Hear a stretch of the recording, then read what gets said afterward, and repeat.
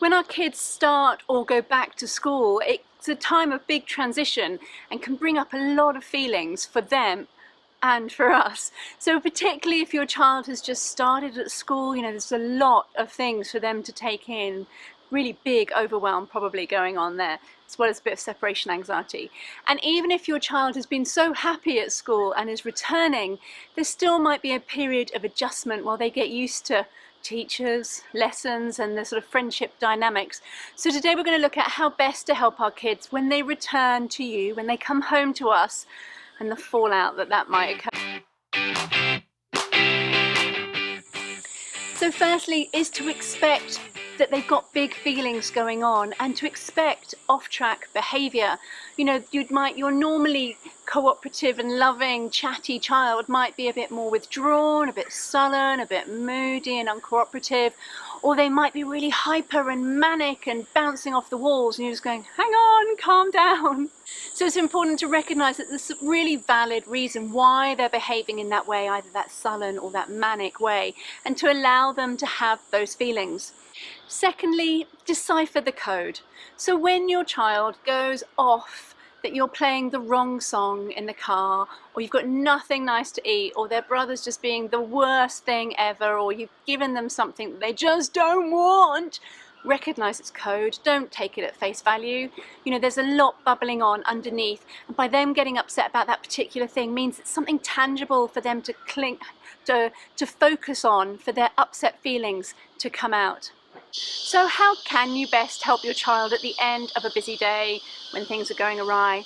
One of the best things to do is to connect and with play. Play is fantastic. It means that your child doesn't have to talk about it because it's boring. It means they don't have to analyse what's going on for them or tell you what was happening at school. It's just an awesome, quick, effective way of building that sense of connection, having that physical touch, which is so important with you, which they've been missing all day, and that connection and that laughter from those power reversal games. So something really simple like rough and tumble, wrestling on the bed, perfect if they've got any pent-up aggression about something that's been going on, or a pillow fight or a chasing game, anything where your child is more powerful and therefore the more competent one, because often at school they don't feel powerful and they certainly often don't feel competent and capable. So at home we can give them that antidote to the day and bring that through play. Now my daughter was, you know, loves school but was struggling with something at school, and she came back on her first day really antsy. And she didn't want to talk about it, she didn't want to analyse it, she was just antsy and taking it out on me and her younger brother.